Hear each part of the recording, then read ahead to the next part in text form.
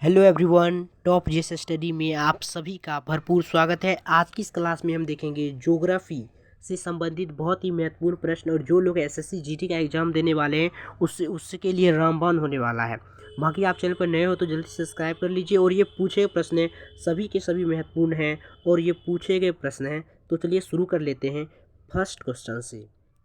First question है हमारा, भारत की सबसे लंबी नदी कौन सी है?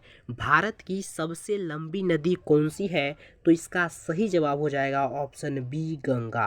भारत की जो सबसे लंबी नदी है वो है गंगा, और ये एसएससी 2019 में पूछे गए प्रश्न हैं। देखो, वैसे तो अगर पूछेगा कि भारत की सबसे लंबी नदी चौड़ाई की दृष्टि से कौन है, तब वो ब्रह्मपुत्र होगा, लेकिन पूछा कि भारत की सबसे लंबी नदी कौन सी है, तो गंगा। इसका सही जवाब ऑप्शन बी हो जाएगा। चलिए आगे चलते हैं। अगला प्रश्न है हमारा, किस नदी की सहायक नदी बांग्लादेश में पद्मा के नाम से जानी जाती है? बहुत ही महत्वपूर्ण प्रश्न है।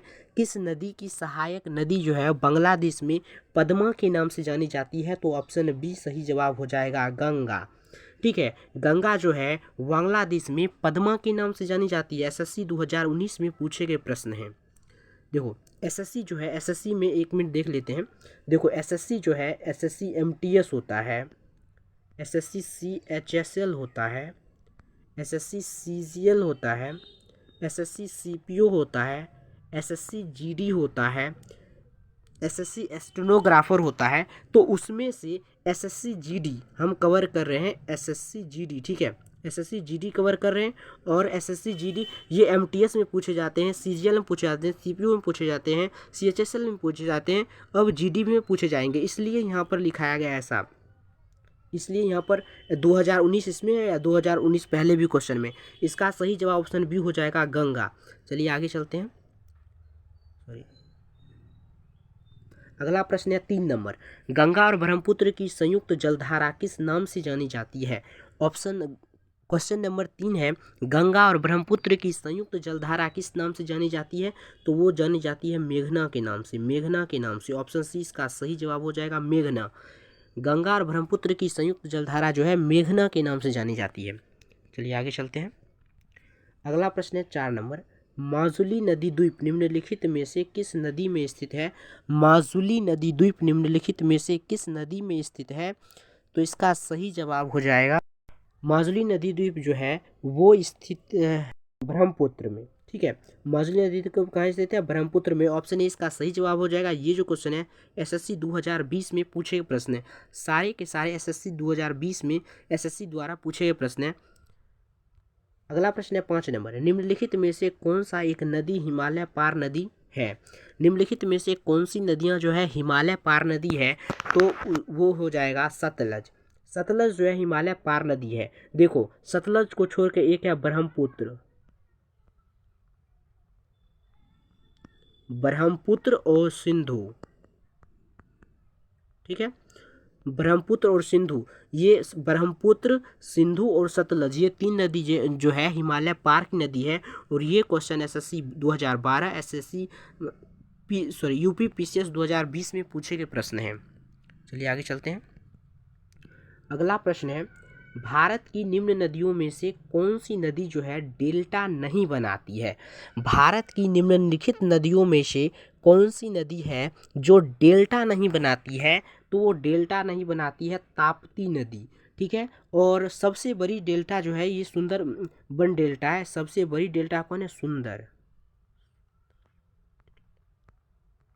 सुंदरबन डेल्टा है। और ये डेल्टा का है पश्चिम बंगाल में, गंगा नदी द्वारा बनाए जाते हैं, गंगा और ब्रह्मपुत्र नदी द्वारा बनाए जाते हैं।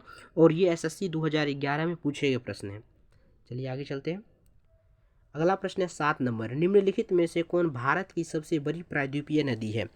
निम्नलिखित में से कौन भारत की सबसे बड़ी प्रायद्वीपीय नदी है? तो इसका सही जवाब हो जाएगा गोदावरी।